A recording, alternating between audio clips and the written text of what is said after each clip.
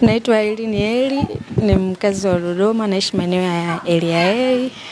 Yule mtoto sio wangu, ni wa mume wangu, naishi naye. Pia na hilo tukio la kusema kuwa nampiga mara kwa mara ni uongo. Ni kweli nilimchapa, hiyo siku kweli nilimchapa, sijakataa, kutokana na makosa hapa na pale. Kuna vitu baadhi anafanya vingi tu. Yani kama vile umeweka chakula ndani, anadokoa. Kuna tabia yake ilikuwa sijajua alikuwa anafanya ni makusudi au ni vipi, kujisaidia. Na hiyo siku mpaka kilichofanya kikubwa sana, nikaja nikamchapa. Alijisaidia, akaingia ndani. Alijishika, then akaenda akawa anataka sasa kuingia kwenye masufuria. Umeona? Na ukiachana na hapo nilivomuuliza, akaanza kulia. Kwa hiyo nikajikuta nimepatwa na hasira. Ndio kitendo cha kutoka naye hapa nje na kumchapa na kurekodiwa hilo tukio bila kujua. Nimempiga, sijakataa.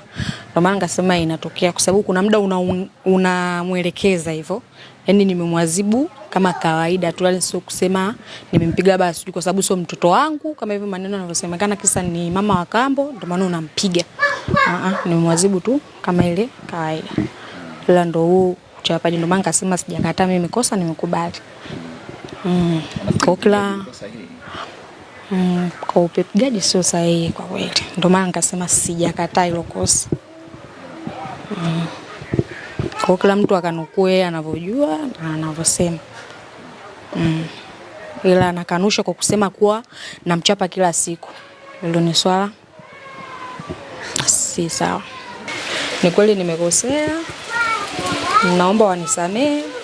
Lakini tu ni kwenye masuala ambayo yanatokea katika jamii.